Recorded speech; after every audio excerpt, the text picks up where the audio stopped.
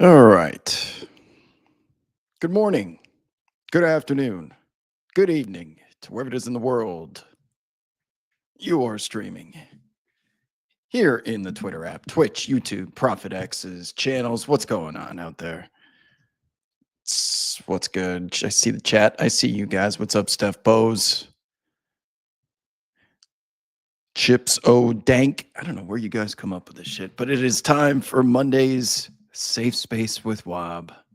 For the next 40 minutes or so, we will be here answering any questions that you may have. Again, the design of this particular program is to reconnect and or communicate with the community, of which can certainly be lost as I have been spread across multiple different platforms and channels. I know it can be difficult to pin me down.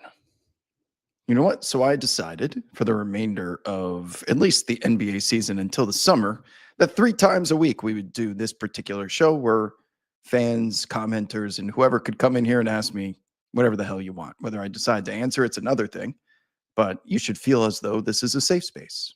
And if we learned anything from those tweets, you can let it all out. I promise. It will be all interpreted and communicated with the perfect amount of WOB bias that you're looking for. With that said, we want to thank our partners at ProfitX for making this stream possible.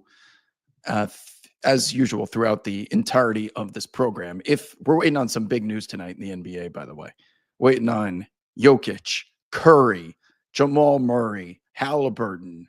If any of those injury updates drop during the stream, I'm going to be using ProfitX to get down before the lines change or get on some of those player props. But if you are into sports investing, of course, ProfitX does support this stream and the content we create. So we hope you consider them for your sports investing needs. With all of that said, where do I stand with? I'm really waiting on. There's going to be some big movement here if Steph and all them in that Warriors Nuggets game, if they're all out, oh my God, this slate is stinky, stinks out loud. Prez in the chat says this is not a safe place for Sixers fans. You know what? Sixers fans, I know the Paul George news just dropped, but you guys most certainly won that trade with the Dallas Mavericks and Quentin Grimes for Caleb Martin. And you got their second round pick. I know you guys sent second round picks. I think there may have been a swap. For how bad Dallas might be when that pick comes through, that's going to be like the 35th to 40th pick in the draft. That's not completely terrible. That's something. I just don't. That trade is honestly worse. That Grimes-Martin trade might be worse than the Luka trade because you traded away all those future assets in advance of the Luka deal. And Quentin Grimes still being on that rookie extension, that scale extension, you could have came to terms with him for what, like $12.5 million a year? That is so little money considering where the NBA salary cap is headed starting next year with the broadcast rights deal kicking in. Caleb Martin's going to potentially be an unrestricted free agent in 2027 if he opts out of his player deal, and he's not even available to play right now. Quentin Grimes, the perfect 3-and-D complement to whatever crazy ambitions and plans you had with Kyrie and Anthony Davis. Quentin Grimes, 3-and-D. And oh, by the way, he can clearly create for himself, as we've seen these past 5 games where he's filling up the box score. Caleb Martin can't do that shit. He's a veteran, a guy who's been to the finals before, but oh my God, it's painful to watch. Do I miss Dante? Yeah. I miss Dante because I miss the blue collar New York Knicks. That's their brand, but the ceiling is higher with Karl Anthony Towns. I got a chat here, and I'm going to keep an eye on the YouTube chat as well. Wow, how real is this Minnesota team? Should I get my hopes up again? I mean, they've won what, 8 in a row? They've won 12 in a row with Julius Randle in the lineup. They're starting to figure out the chemistry of the defense was the problem to start off the year. They're starting to figure it out at the right time. They got plenty of defense, individual defenders. They can figure out their spacing issues so that Ant isn't always having to settle for double-digit threes per game. Looks pretty damn good, man. And if you stagger now Naz Reid out there with some Anthony Edwards, he'll have all the room in the world They got plenty of talent, that's for sure. Just whether can you believe the Western Conference right now? So there's a four-way tie between 2 and 5. Everyone has 25 losses, and then the Wolves and the Warriors won't lose. So none of them are making up ground on each other, and they're hanging around just above the play-in tournament cut line. They're going to have to end up going on the road in the first round. The West is fucking crazy, man. LJ says, tonight is 90s night at the No Name Saloon. Ryan Smith gave me tickets for the game to bring my almost 90-year-old grandma. So I saw his tweet that he put out. So he was asking for fans to pitch him if they want tickets to the game. Sounds like you may have won. But it is against the Bulls. I don't know if I could go to a Jazz home game if I was a Jazz fan. If I could go to a Bulls at Jazz game if I was a Jazz fan. If you are older than 30, if you are 32 years or older, that would bring back memories why I could never go to a Knicks Rockets game in Houston. I couldn't do it. But it'll be fun. What the Jazz are doing, by the way, with those injury reports, you cannot sneak by what they are up to. What is going on? I want to pull this line. What is this line in Utah tonight? So it's Bulls Jazz. Oh my God, Bulls Jazz. 5.5 is the spread right now here on ProfitX. And we have Zion Williamson as a game. Now Zion's questionable. A true game time decision tonight. So we're starting to get some updates here. Bear with me, people. So Pelicans are +6. That line will be on the move. There it goes to 7.5. You guys see that happen in real time as the news drops. 6 to 7.5 is what we're looking at. But the Bulls and the Jazz. So what the Jazz have been doing after they got fined for the player participation policy violation with Lauri Markkanen missing that game against the Wizards. Have you seen their injury report for tonight? You know what they're doing and what they did this weekend? It flew under the radar because who the hell would care about a Jazz game? What they did was they actually made Walker Kessler available and put him in uniform. He just didn't play. So you can't fine us for making players inactive if they're in uniform and the head coach just chooses to play certain guys instead of him. And then Jordan Clarkson goes out there and busts ass against the Toronto Raptors in a defeat. He looked great. He was the best player on the floor. And then immediately, within like an hour, it felt like, of that game ending, we get the news that Jordan Clarkson's going to be out for the next game with a foot and illness injury.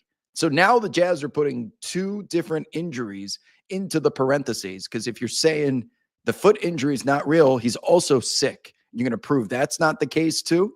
So everyone on that roster is like foot and illness. There's two injury managements. KJ Martin's out with an elbow tonight. They are unbelievable. They are really testing the NBA because their next fine is going to be $250,000.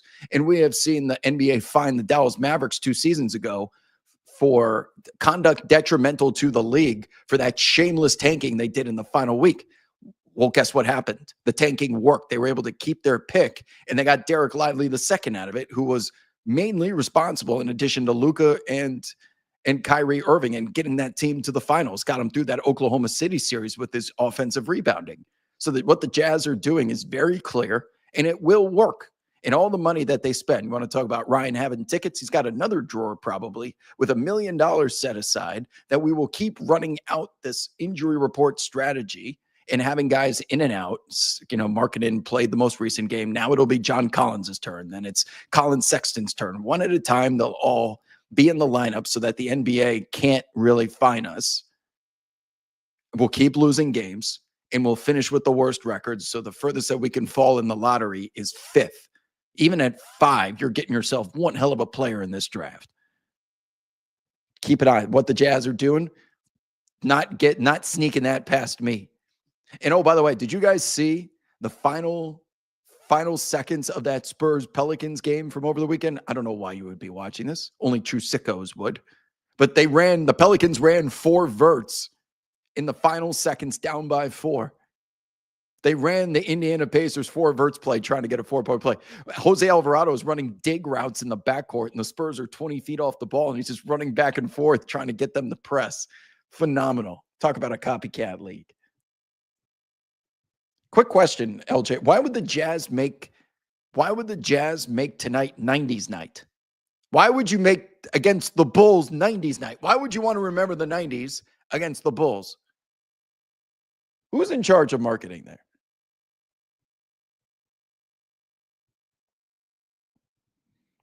Chat wants me to post my bracket. I don't watch enough college basketball for my opinion to matter, but I put Alabama as my national champion. Sears and Nelson, I trust them. In a big time win at Auburn 10 this season. Alabama is my national champion. They also beat Carolina last year. How about Carolina getting in? I mean, come on, guys. Did I tell you or did I not tell you last stream? I didn't lose a minute of sleep. Not a single second of sleep was lost, knowing who was the chair of the committee and what would ultimately happen. As long as they beat Wake Forest in the tournament, they were always getting in. That's on you for thinking the United States is still a meritocracy. Who do you people think you are? Do you know what country you're living in 2025? Meritocracies are long gone. Get your brand power up.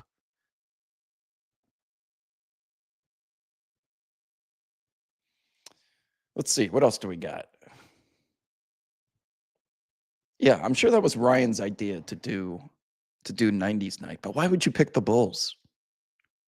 Maybe if you beat them once, you could do it, but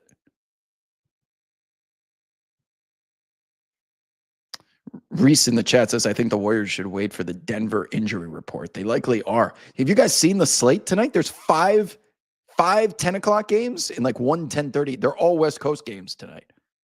It's a 10-game slate where almost 70% of the games are going to tip off after 10 p.m. Eastern. And you would think if the Denver Nuggets punt sitting out Jokic and Murray that the Warriors would probably keep out Steph. Yeah. So there's going to be some huge movement. Can we check out that line right now? Because as of this moment, it's 4.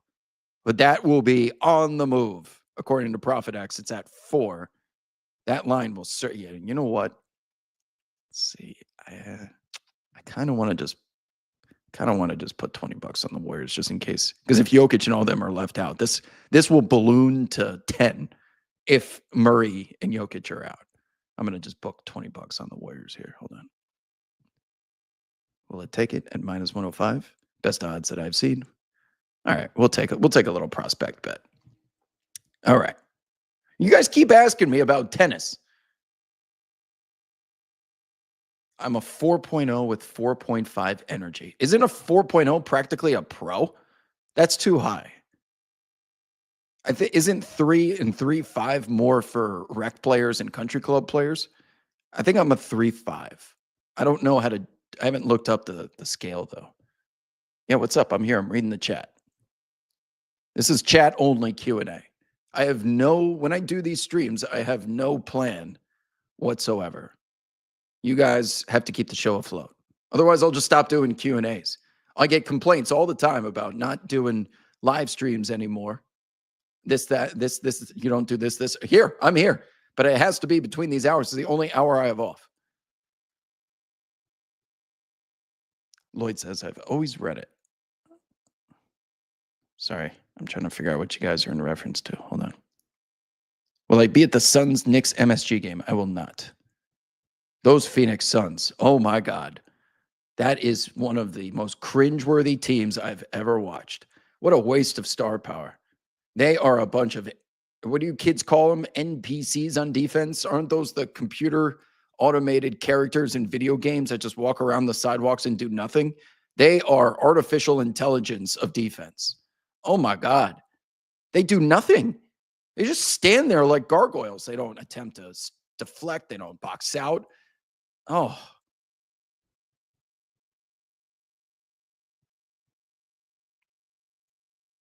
Kessler had 6 threes yesterday? What? Is that true? Or are you talking about Kessler Edwards?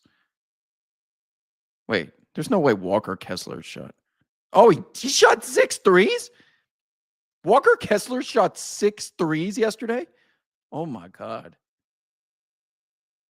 Wow.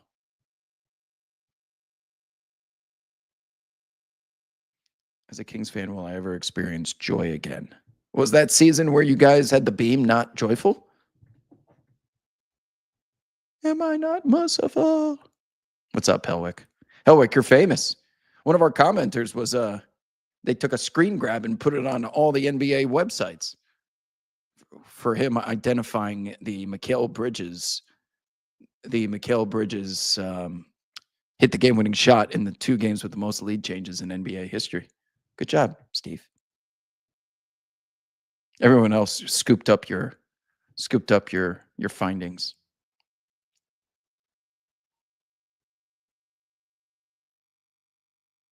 Do I think Shea actually deserves MVP, or do you think it should be Jokic?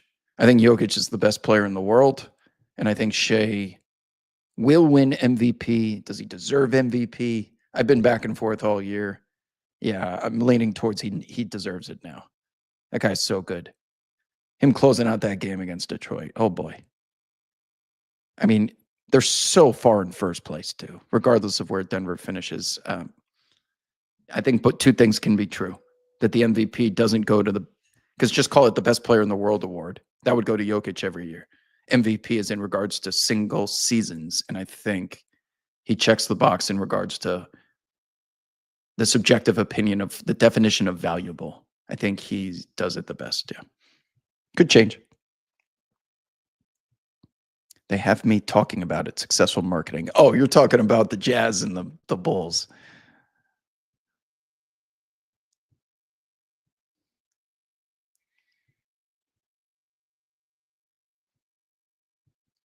Helwig says he's headed to Sixers Rockets tonight. Oh, 16. What's the spread there? Is it 16 points or something? Oh my God. I got to pull this up. Hold on.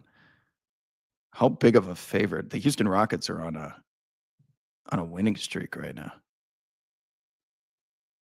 6-game winning streak for the Rockets. 15.5 is the spread. You guys see this right here? 15.5. Laying juice too. Oh my goodness. So 76ers team. I mean, it's a Quentin Grimes homecoming game. Quentin Grimes has 4 teams that he has revenge narratives against, and now he gets a homecoming game too. He's been going off.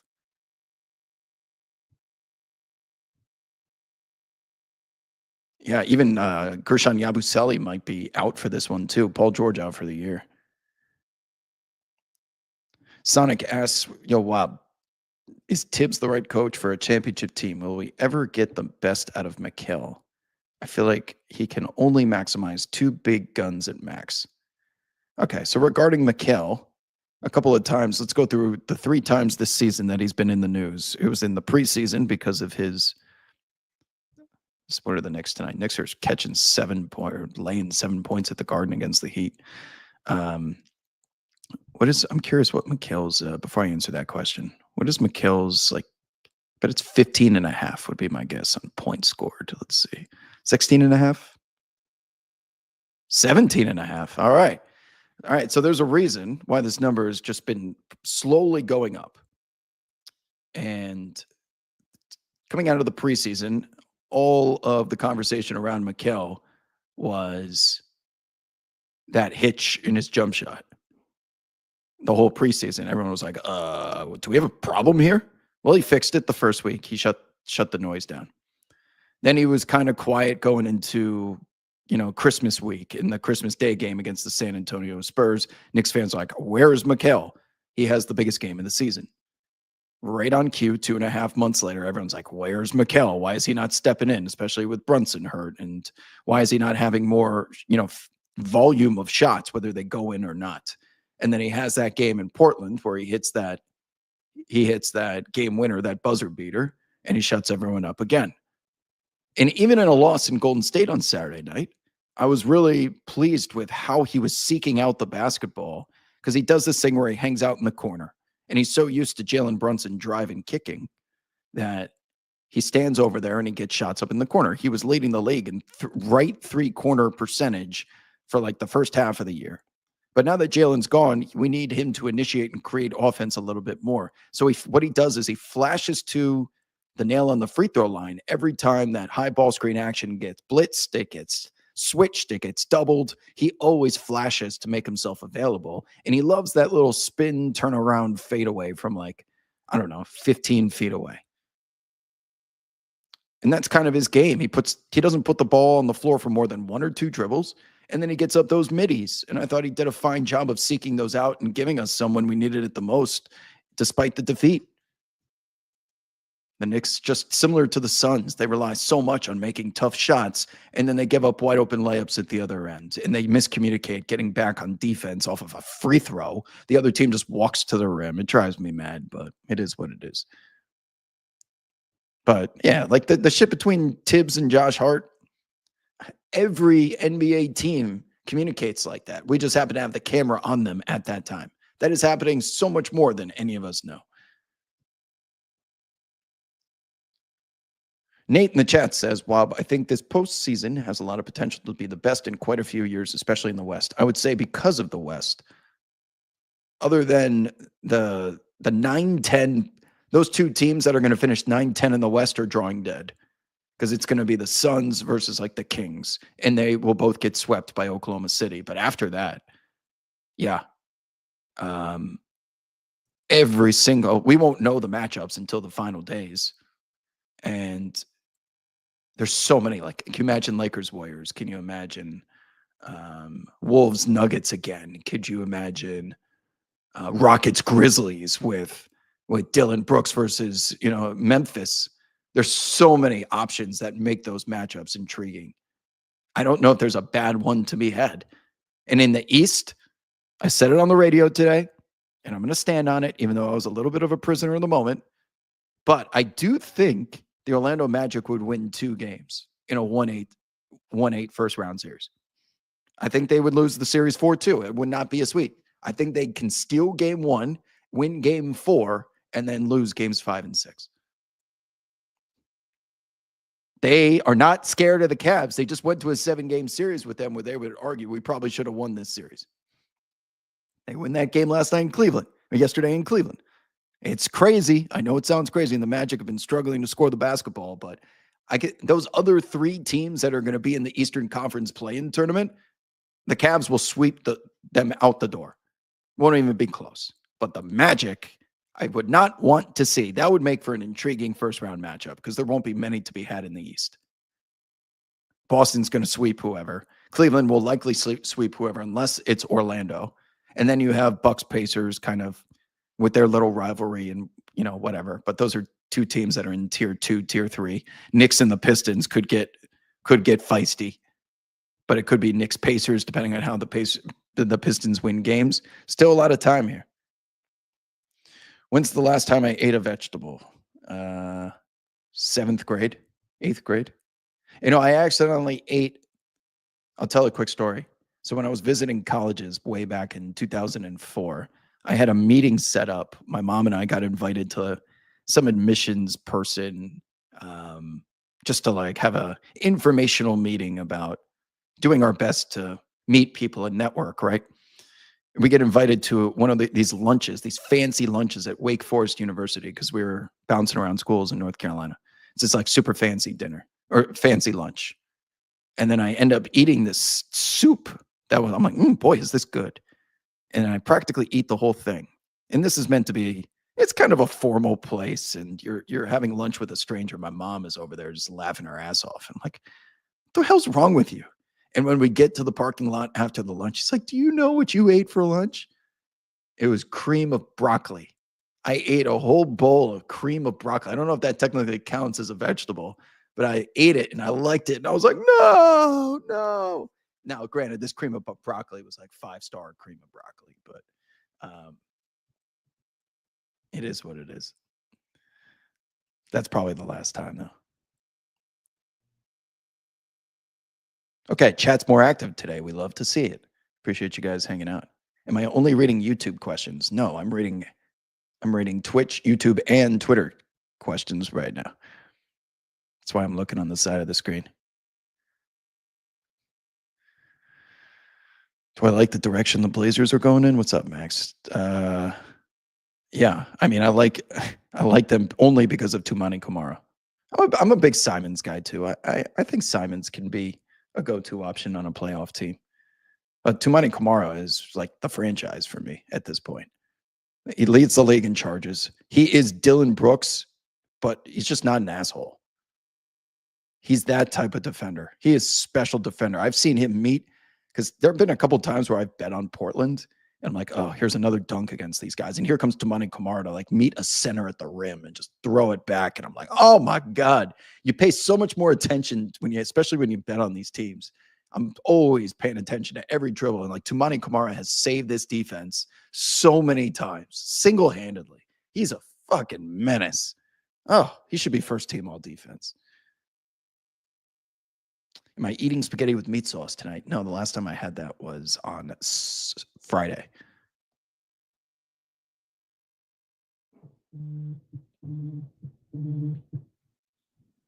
Sorry, probably should pick this up. I got somebody calling me who's I'll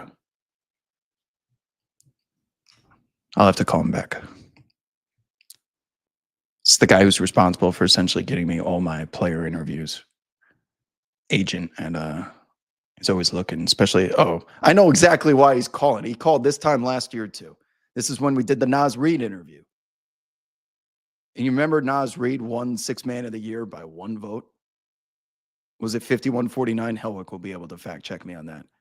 And I know of one person that saw our interview that we did, and he's like, you know what? That convinced me to vote for, Halliburton's out. Wow. Okay. It's panic. Hold on. Panic. Miles Turner out. Oh boy. Here we go. We're getting the injury report. Aaron Nesmith out. Everybody get to your screens. You got about a minute here to get some bets in. Hold on. Hold the phone. At Minnesota tonight. Yikes. Already plus 430. 8.5 on the spread. Oh my God, that's too high for me. Let's see if I can find any all the pieces out for the Pacers tonight. God, that line's up to 9 now. Ugh. My God. What about on the prop side?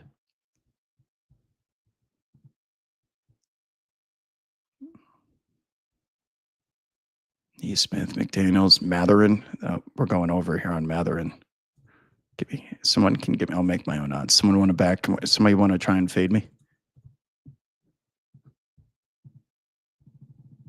Hold on. Let's just do plus 100. See if I get any action on this.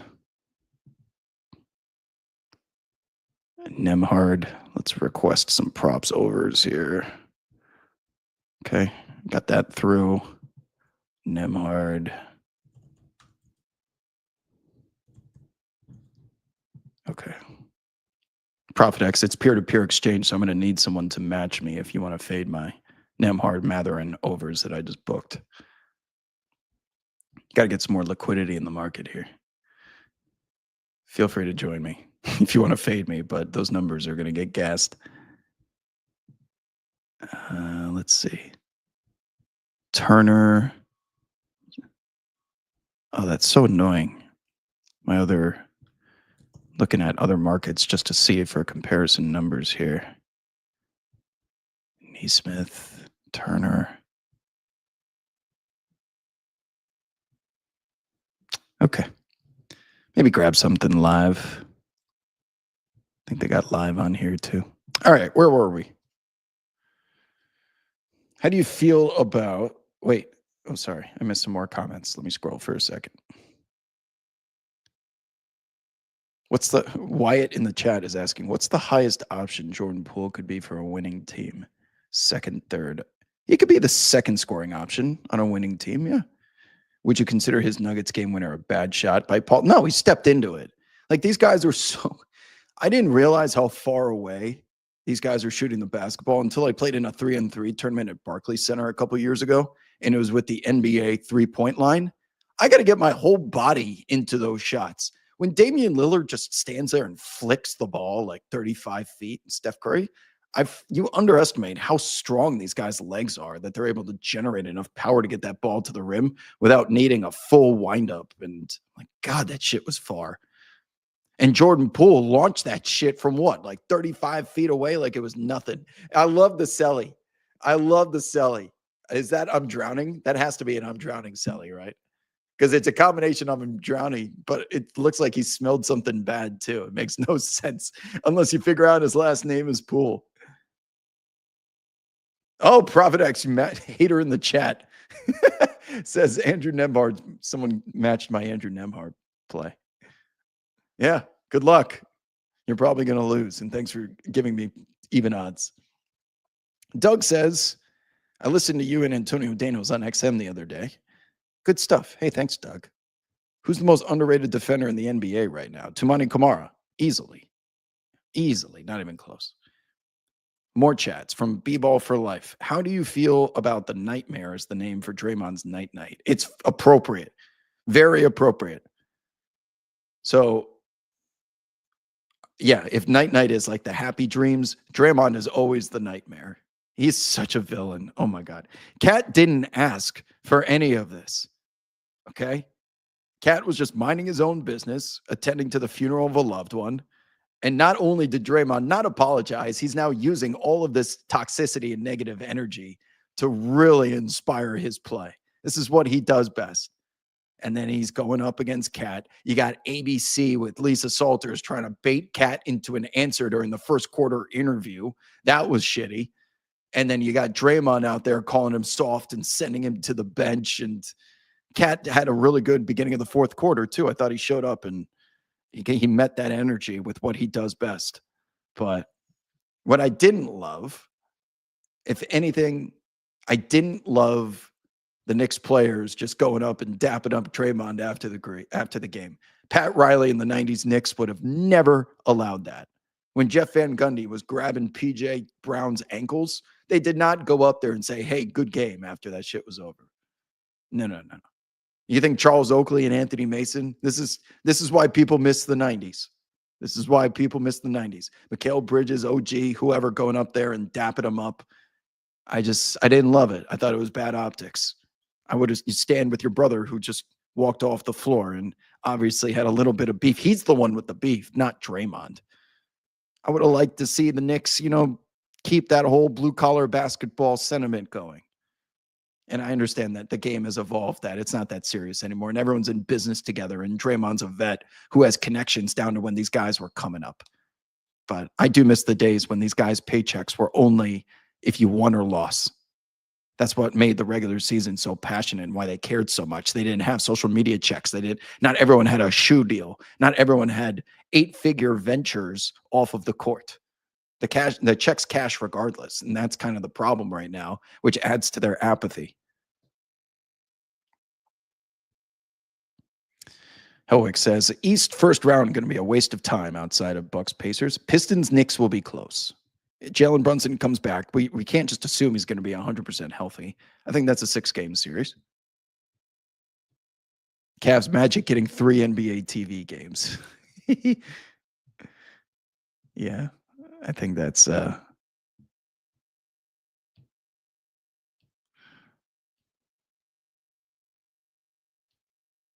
what do I personally say is the reason for the Wizards' most recent success? Sarr and Carrington, these young kids, they nailed their last draft. I even wish, what was his name? Vucevic? He was good at the end of last year. They've got plenty of young talent. Aren't they? I think they're 6-4 in their last 10. I'm going to look that up.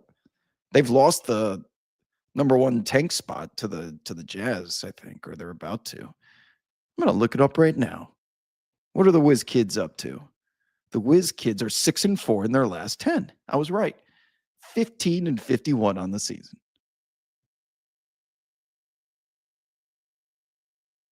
Yeah, the Blazers. So the Blazers right now are 3.5. Yeah, there's a lot of basketball to be played, my friends. With how bad Phoenix is, Portland could easily steal that 10 seed. They are only 3 losses back of the 10. That is not a lot. And it's March 17th. If they win some games, they'll be the 10 seed because Phoenix has the most difficult remaining schedule. And they are the worst team. They are the worst team to watch by far. By far. I don't care how many wins or offensive firepower they have. That defense is unwatchable. I had a buddy over. I made him watch the Lakers Suns game before we went and got something to eat. He's like, dude, I can't do this. How do you do this every day watching these type of games? I'm like, first of all, it's just the Suns. All right. Not every team is the Suns, but you just are watching a pickup game. It's like they're being forced to be there. Sources. What are the sources for, Carly?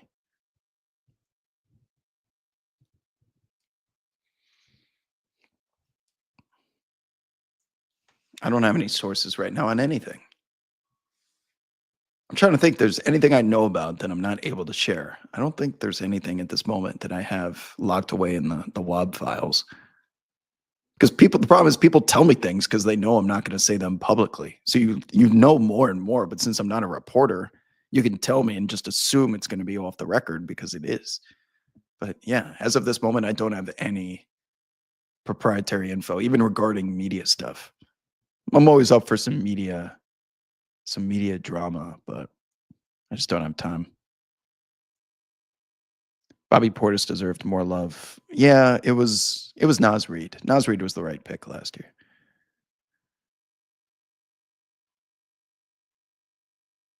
AB says, Wob, you're a history buff. Today's the 17th of Ramadan. One of the most famous battles in history was today, the Battle of Badr. You know, I did not know that. My knowledge of the Crusades is not as extensive as World War I and World War II. The Kingdom of Heaven is one of my favorite movies. But I would be lying if I said I can tell you about Napoleon's battles and stuff like that. But well before that, the Knights of Templar. You know, most of the info I know about that is from movies and video games, and who knows how much is true. My brain can only handle so much history. But I do appreciate that. I will look it up actually tonight. I always look for some documentary to watch before bed, and tonight it'll be about that. So thank you for the inspiration.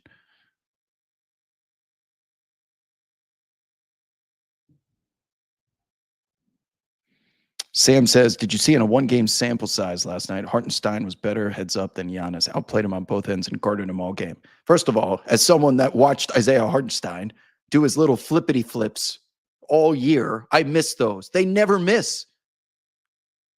He would be the best hot shot player in the world if that was a sport. You know, the arcade game where you're taking it and just flipping it up at the rim. That dude is unbelievable. He never misses those things from like outside the free throw line. And they're not floaters. They're standstill, flat-footed shot puts. And then we spoke about this at length on the show today, but I found it interesting that Dagnall's post-game comments aligned almost word for word with Giannis's in regards to the defensive strategy. So Giannis said that OKC did a great job of staying in front of him, and they had reinforcements standing behind. And Dagnall was like, I was really impressed with how Chet was able to maneuver the paint, and he was always in the right spot to help on Giannis. So this Milwaukee Bucks team, they lack creators that you know it's going to be Giannis or Dame off the dribble. Everyone else on that roster is catch and shoot. Everyone on the team is just catch and shoot. Without Bobby Portis, who's probably their third wheel creator, Kuzma's more of a slasher, but you don't want him going off the dribble. So Brook Lopez, catch and shoot. Taurean Prince, catch and shoot. Gary Trent Jr., catch and shoot. AJ Green, catch and shoot. You guys noticing a theme here? And then you got Kevin Porter Jr., who's out there doing whatever the hell he does with the second unit. But they just don't have enough offensive creators that someone like Oklahoma City can stack the side of the floor that Giannis is on with an additional defender. And because they're so good at closing out, if you want to make that skip pass, Taurean Prince is going to make closeout threes against us. We'll tip our hats and move on. But there's nothing about the Milwaukee offense that scares you. And when Giannis starts pressing in the fourth quarter, he starts getting really physical.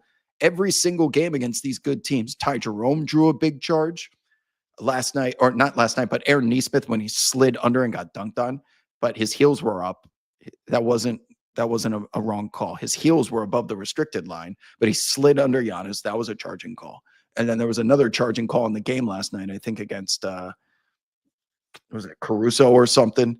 Every time Giannis really presses, it ends up looking like diminishing returns despite the box scores. So he's not been getting up the same volume of shots because there's just so many fucking guys surrounding him at all times. His box score, again, He's an MVP candidate. It's nothing against Giannis, but the team is just not good enough to make defenses pay. The good teams make them pay.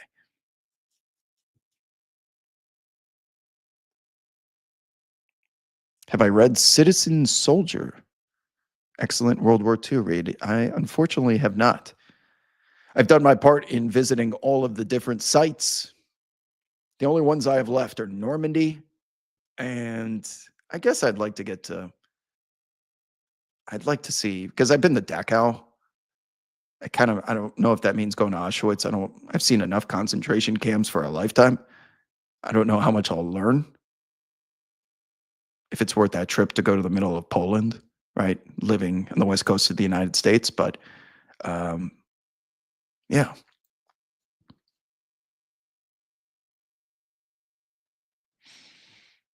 Anything else?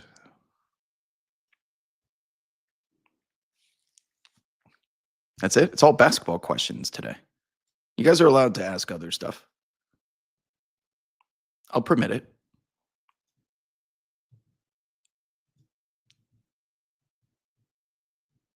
I'm really curious about this this Indiana Minnesota game. You know what I'm going to be looking for? It's up to 10. I don't know about that. The Pacers are deep. You keep going up, and I'm going to bet some Pacers if that got to 11. What's it look like at 11? I can get 11 at minus 128. I kind of like that.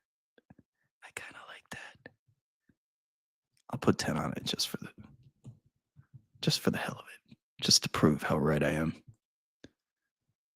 Here, $10. Take my $10 on the Pacers plus 11. Their second unit can compete. That's double digits. But it's one of those spots that you want to look for. It's one of those spots you want to look for the Timberwolves to be down by like 8 points, and then you catch them at a PK, at the end of the first half. Am I coming to Europe anytime soon? So I'm debating. I think my big summer trip is going to be Japan, but I don't know how much I'm allowed to say, but I am booking a trip to Serbia, I think in August. It should be pretty obvious as to why. But Serbia and Japan with two separate trips.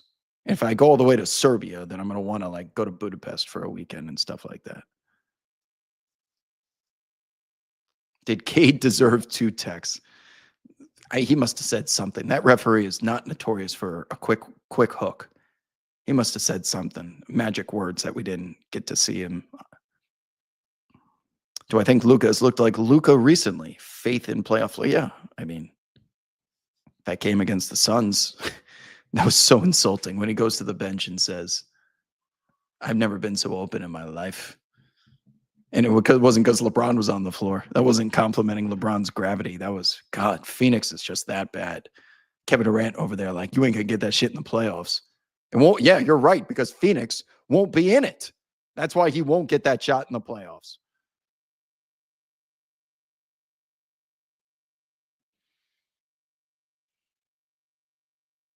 Taking the Josh Hart rebounds again today. It's always 9.5, isn't it? God, just watching the Knicks go into drop coverage. Tyler Hero is just going to step into 3 after 3 after 3. That's all the Knicks do is drop coverage. Japan is awesome. I agree. I'm going to go play some golf, eat some good food, go stay at a nice resort on I think it's called like Sawana or something. It's about 2 hours away. Taking anything in? No, even though I think Jeremy Grant, Kamara's questionable. Avdia will get plenty of PT for sure, but I didn't take anything myself. But let's pull it up. Let's see what we got here. If anything, you take the Whiz Kids at 6. But Simons, if Simons is there, Shaden Sharp's there too. Scoot's going to get some PT. I'm not, Robert Williams is out. Bub Carrington.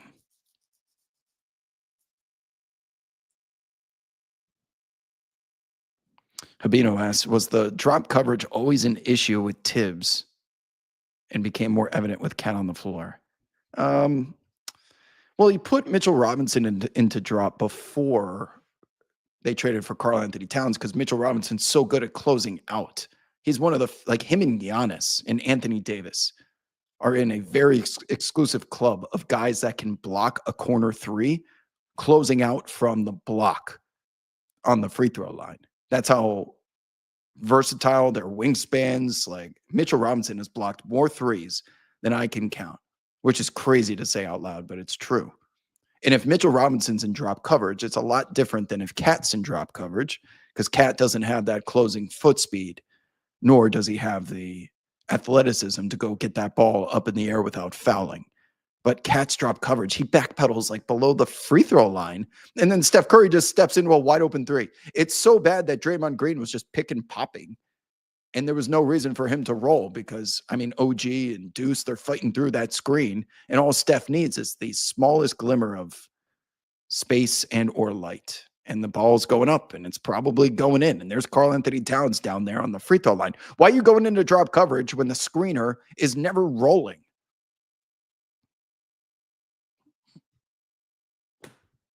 That's all the Knicks do. Fucking drop coverage.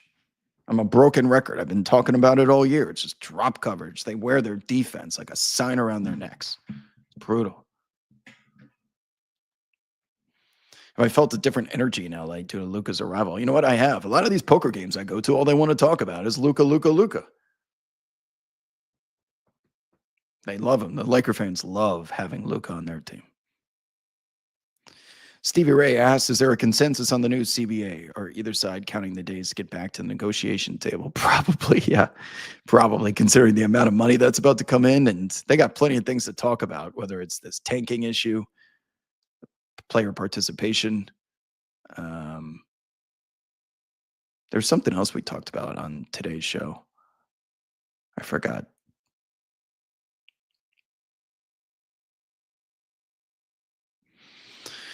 All right, friends. Well, it's 4:00.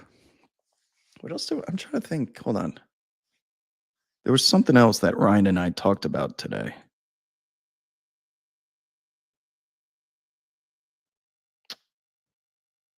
Something that is. God, what was that topic? Oh, I remember. So the Dallas Mavericks, you guys saw they might not have enough players to finish the season with. And Ryan, being a former general manager for the Phoenix Suns, and he was with the Celtics for so long, he's like, well, the rule is there that you have to dress 8 guys. It's more designed to keep teams from like just not showing up with, tanking at the end of the year. And he thinks the NBA will make a special case for the Mavericks because they're truly banged up to that extent. And that a new hardship clause will be added to the collective bargaining agreement. Oh, Zion Williamson's officially in for the Pelicans tonight. Let me pull that up. He thinks that the next collective bargaining agreement will include a hardship exception for teams that are truly that banged up. New Orleans catching 7 at home with Zion. It's going to get a $10 bet from me. Stand by. Let me book this. Okay.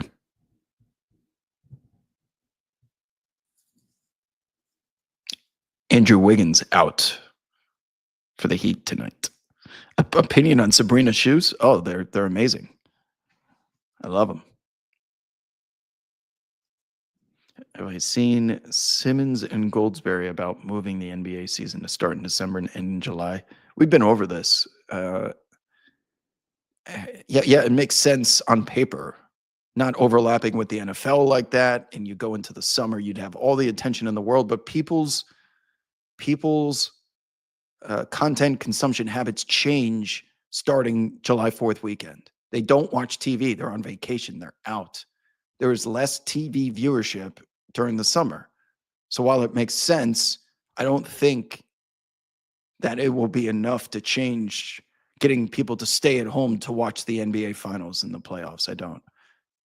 I think viewership would suffer because of the amount of people that are in front of televisions, let alone how good the product is. There's a reason why your favorite television shows, none of them produce new episodes in the summer. It's called fall sweeps. And then it's what, May sweeps? Or is it March sweeps? It's either fall sweeps and May sweeps or fall sweeps and March sweeps. I think it's March. Whatever. It's based around awards season and all that. Yabusele out for the 76ers tonight. But people don't produce new content over the summer for a reason.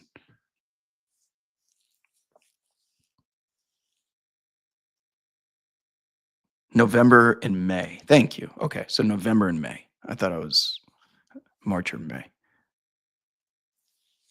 But yeah, that's why all the big programs come out around those times. That's when advertisers are spending the most amount of money. That too, they're not going to pay as much for content in July, and you got to do this shit like years in advance. Upfronts are years in advance. Even if they said yes today, I don't think, unless there was a reason like the bubble and COVID, that they would ever move the finals to July until years down the road. All the advertising's already bought for the upcoming seasons. Or reserved, I should say. Maybe not bought, because it's about to change hands with networks.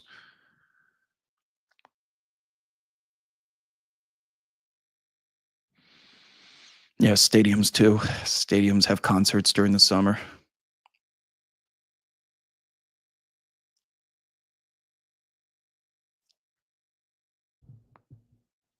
All right, people. Well, this was a fun little session.